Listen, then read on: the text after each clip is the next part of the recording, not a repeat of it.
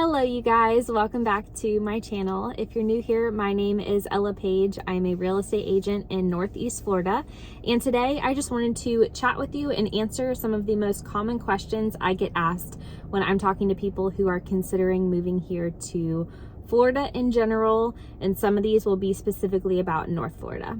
First thing is first, which is most important, if you don't live in a city or a state that has Wawa gas stations, you're missing out. They have the best cold brew iced coffee. It looks much lighter in the camera than it actually is, but I got my coffee and I am ready to answer your commonly asked questions. All right, the first question I'm going to answer is, are there alligators and snakes everywhere? So I have lived in Florida my whole life, in North Florida a majority of my life. I have seen alligators and snakes. However, it is not actually like how the internet makes Florida out to be. There are not alligators roaming your streets. We do not have alligators as pets here. Snakes do not come through our toilets. The majority of places that you'll see alligators is in swampy or marshy areas. Every so often, you'll maybe see one in a neighborhood pond, but if you're in a neighborhood with an HOA and you see an alligator, then you call your HOA, they'll call wildlife control, and they just come remove the alligator. Snakes, I am deathly afraid of snakes, so I don't even like looking at pictures of them on my phone. But I have seen a couple. Majority of the places I've seen those have been on golf courses. I grew up playing golf, so I was on golf courses all the time. And there are swampy and marshy areas on golf courses. So like I said, I have seen them, but it's not like I see them every day or I'm used to it. When I see an alligator or a snake, I'm still a little bit surprised and taken back. It's a common question, and I totally understand why people are curious about that. Next question is, how bad are the hurricanes there? So I will speak mostly for North Florida on this. Typically, and knock on wood, my last name is Woods, so I can knock on myself. But knock on wood, we usually, Jacksonville, St. Augustine, we don't really get direct hits of hurricanes. So not to minimize hurricanes or the impact of them. However, typically if there's a hurricane coming, you know about a week in advance. You keep watching the news, you prepare, you buy your water, your toilet paper, put gas in your car, and then you can make the decision on whether you want to leave town or not based off of what the news and the Weather Channel is saying, depending on where landfall is. You do not want to be in the city where it hits. That is where you'll see most of the destruction. That's where all of the news anchors go and reporters to show all this damage and whatnot, which it does damage things, and it has killed people. But like I said, once it makes landfall, hurricanes dissipate pretty quickly, and then it's just a lot of wind and rain. I've been through a couple of Category 3 hurricanes that didn't seem any worse to me than the thunderstorms that we get here every single day in the summer. Again, like I mentioned, I do not want to be insensitive to anyone that has been affected by a hurricane, but typically Northeast Florida doesn't get those direct hits, which is where I think it really matters and makes an impact. This leads me to my next question is, what is the weather actually like there? For this question, I'm going to be talking specifically about Northeast Florida. So the weather here, I personally love. In the summers, no matter where you live in Florida, it is going to be hot with a capital T on the end. It's going to be probably like 90, 95 degrees. And you will probably want to be either in air conditioning, the shade, or the water. However, the one difference I do notice, because I have a lot of family in South Florida, so I go and visit them every so often. And the biggest difference that I notice between North and South Florida is the humidity. It's humid all over Florida, but Orlando and South, it is especially humid. It's like a very thick air, and it will make you sweat the second you step out the door. Not ideal, let's be honest. However, in North Florida, I tend to see less humidity. It is cooler up in that region.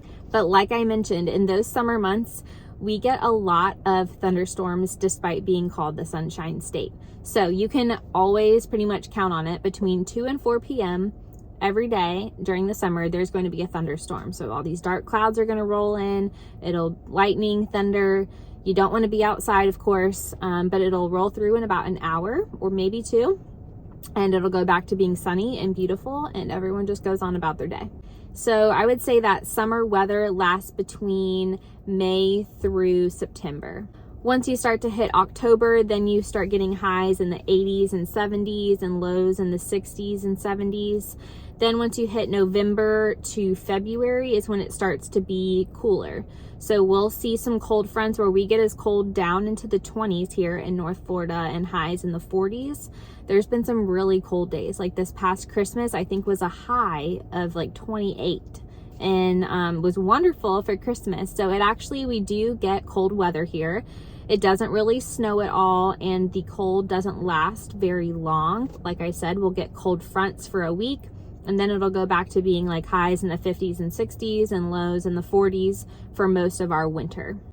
Another common question I get asked is, how are the schools in Florida? So Florida does have great schools.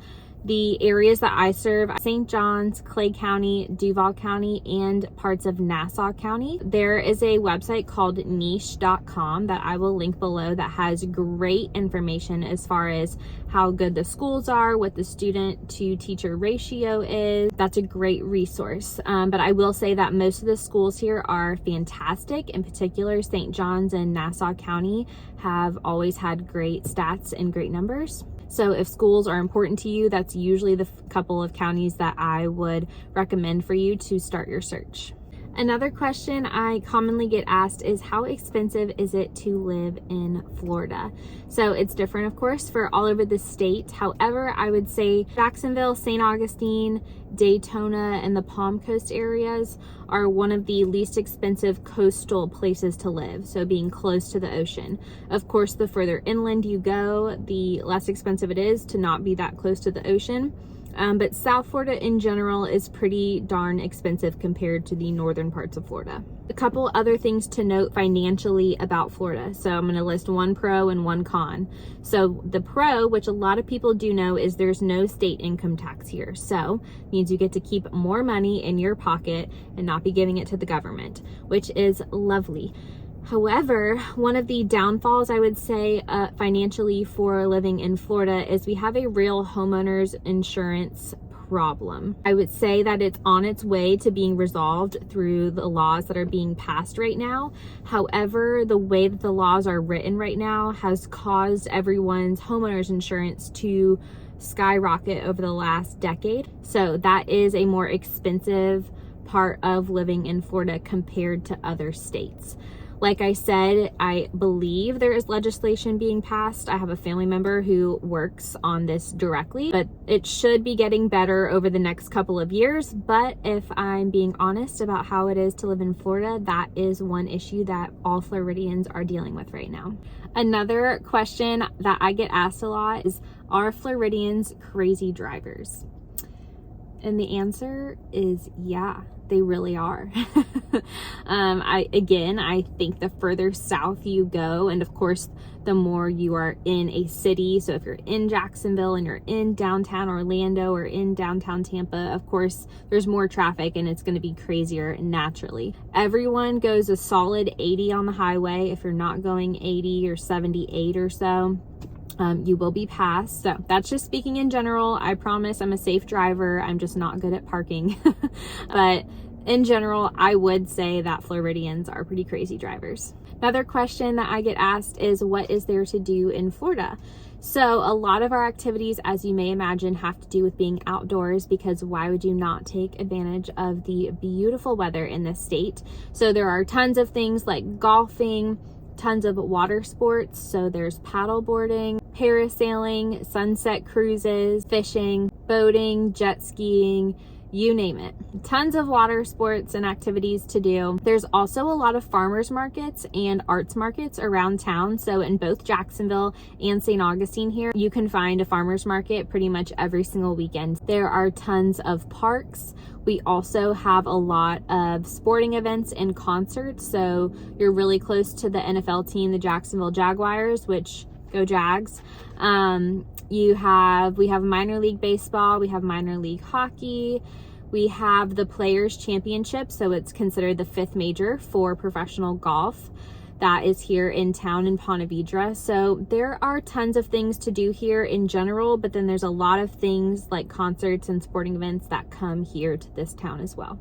Alrighty, I think that wraps it up for the most common questions I get asked from people who are considering moving to Florida in general, and then also specifically Jacksonville and St. Augustine. If you have any other questions on moving to Florida in general, what it's like to live in Florida, or any questions that may seem weird to ask but you just don't know the answer to, feel free to put them in the comment section, or I'll put my contact information on the screen. If I get enough other questions, then I can make a part 2 to this video, or I'll just answer you directly. So I am here to be a resource for you, whether you are moving to Jacksonville or St. Augustine or other parts of Florida. I have connections with other realtors in pretty much every other city in Florida that I would be more than happy to connect you with them. So in any event, I hope this video was helpful, answered some of your questions, and I will see you in my next video. Bye.